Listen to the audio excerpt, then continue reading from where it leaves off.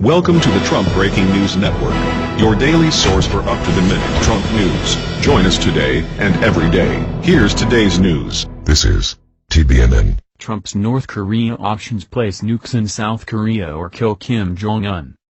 By Tyler Durden. With Syria down, it's now North Korea's turn. According to NBC News, the National Security Council has presented the suddenly ragingly bellicose President Trump with several options to respond to North Korea's nuclear program: put American nukes in South Korea or kill dictator Kim Jong-un. The scenarios were prepared in advance of Trump's meeting with Chinese President Xi Jinping this week. The White House has expressed hopes the Chinese will do more to influence Pyongyang through diplomacy and enhanced sanctions, but if that fails, and North Korea continues its development of nuclear weapons, there are other options on the table that would significantly alter U.S. policy.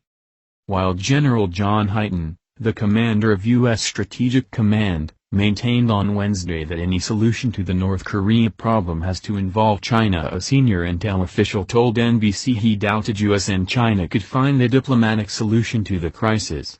"We have 20 years of diplomacy and sanctions under our belt that has failed to stop the North Korean program," said the official involved in the review.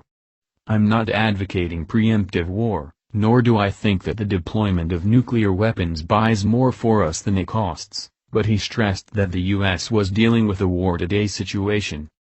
The nuclear option would mark the first overseas nuclear deployment since the end of the Cold War, a move that would promptly provoke global condemnation, not least of all by China.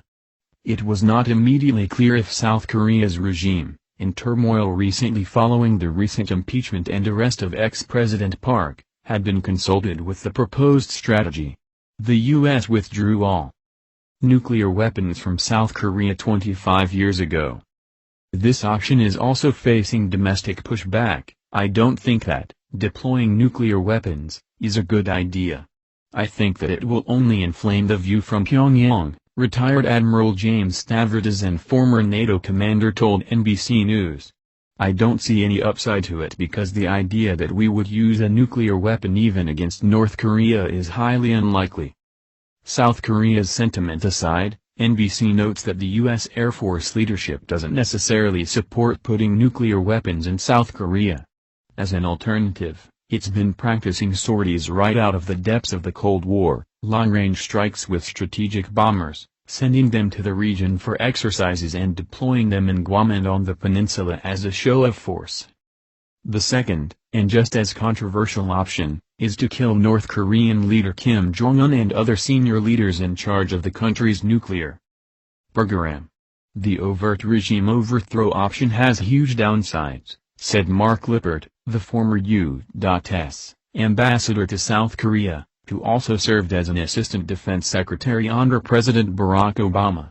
"Discussions of regime change and decapitation tends to cause the Chinese great pause of concern and tends to have them move in the opposite direction we would like them to move in terms of pressure," he said. Quoted by NBC, Stavridis said that decapitation is always a tempting strategy when you're faced with a highly unpredictable and highly dangerous leader, especially for a nation like the U.S. He did not add. "The question you have to ask yourself," he said, "is what happens the day after you decapitate? I think that in North Korea, it's an enormous unknown. In any case, the groundwork has already been laid," as reported 1 month ago. Elite U.S. forces, including Delta Force and SEAL Team 6, have been conducting drills on taking out Kim Jong-un, as well as practicing tactical North Korea infiltration. All they need is the green light. A third, bonus option, is covert action, infiltrating U.S. and South Korean special forces into North Korea to sabotage or take out key infrastructure, for instance, blowing up bridges to block the movement of mobile missiles. The CIA, which would oversee such operations, told NBC News it could offer no guidance on this option. But Stavridis said that he felt it was the best strategy should the U.S. be forced to take military action. He described such action as some combination of special forces with South Korea and cyber. One wonders if the CIA creating a false flag attack on South Korea, or China, Using chemical weapons was one of the options under consideration. Trump has already indicated he's open to unilateral action if China fails to rein in its ally, telling the Financial Times last weekend, "If China is not going to solve North Korea, we will." Until last night, his words were largely dismissed as more bluster, however, having just demonstrated how quickly Trump is willing to launch offensive operations, having U-turned on his Syrian position in less than a week. Suddenly the possibility of nuclear war with an irrational adversary does not look all that distant. That's the news. Join us here every day. Be sure to subscribe and click the bell. See you next time. This is TBNN.